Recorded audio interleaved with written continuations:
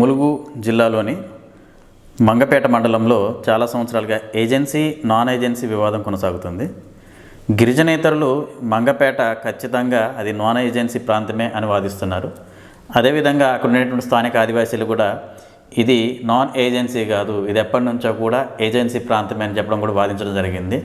దీని గురించి ఇరు వర్గాలు కూడా సుప్రీంకోర్టు వరకు కూడా వెళ్ళడం జరిగింది. ఇప్పుడు ఇది బహుశా కేసు నడుస్తూ ఉంటుంది. అయితే అక్కడ ఉన్నటువంటి స్థానిక ఆదివాసీలకు మీరిచ్చే సూచనలు ఏంటి? అసలు దీన్ని సాధించుకోవడానికి, అంటే మంగపేటని ఏజెన్సీ ప్రాంతం అని నిరూపించుకోవడానికి, మంగపేటని ఆదివాసీల ప్రాంతంగా మలుచుకోవడానికి అక్కడున్న ప్రజలకి మీరు ఏ విధంగా సూచనలు ఇస్తారు, ఏ విధంగా సహాయ సహకారాలు అందిస్తారు?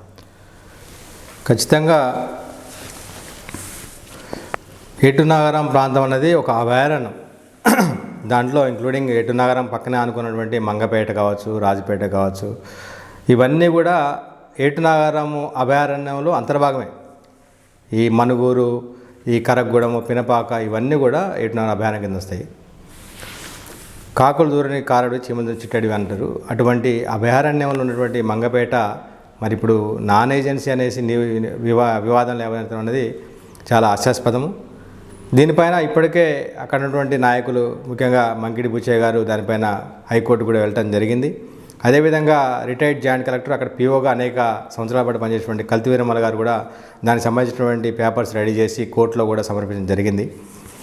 చాలాసార్లు ఆదివాసీకి అనుకూలంగా తీర్పు వచ్చినప్పటికి కూడా తీర్పును అమలు చేయకుండా మళ్ళీ స్టేలు తీసుకురావటం, మళ్ళీ ఇంకో బెంచ్కి పోవటము, దాని తర్వాత అట్లా దాన్ని కొనసాగిస్తూ ఒక కోర్టు అయిపోతే ఇంకో కోర్టుకి పోవటం చేయటం తప్ప ఆ యొక్క తీర్పును అమలు చేసే విధంగా అధికారులు ప్రయత్నించకపోవడం అనేది బాధాకరం. కాబట్టి అక్కడ ఉన్నటువంటి ఆదివాసీ ప్రజలందరూ కూడా మంగపేటని కాపాడుకోలేకపోతే రేపటి రోజున ఏటునాగారం కూడా నాన్ ఏజెన్సీ అంటారు. మంగపేటతో పాటు ఏటునాగారంతో పాటు ములుగు తాడువాయి కూడా నాన్ ఏజెన్సీ అంటారు. ఆఖరికి సమ్మక్క సారలమ్మలు జాతర చేసే మేడారం కూడా నాన్ ఏజెన్సీ అనేటువంటి ప్రమాదం ఉన్నది. ఇట్లా అనుకుంటూ పోతే అన్నిటిని కూడా నాన్ ఏజెన్సీ కూడా చేస్తే ఈ యొక్క 5వ షెడ్యూల్లో నివసించినటువంటి ఆదివాసీ తెగలు తమ హక్కులను కోల్పోతారు. కాబట్టి ఖచ్చితంగా అందరూ సంఘటితంగా న్యాయ పోరాటం చేయవలసిందే, ప్రజా పోరాటం చేయవలసిందే, రాజకీయ పోరాటం చేయవలసిందే అని చెప్పేసి మంగపేట ప్రజానికాంతో పాటు పక్కన ఉన్నటువంటి ఏటునాగారము, వెంకటాపురము, ఇటు మనుగూరు అందరూ కూడా వారికి సపోర్ట్ చేసినట్టయితే ఖచ్చితంగా కోర్టు తీర్పుని ఈ యొక్క పాలకులు, అధికారులు ఖచ్చితంగా అమలు చేసి తీరడం ఖాయము.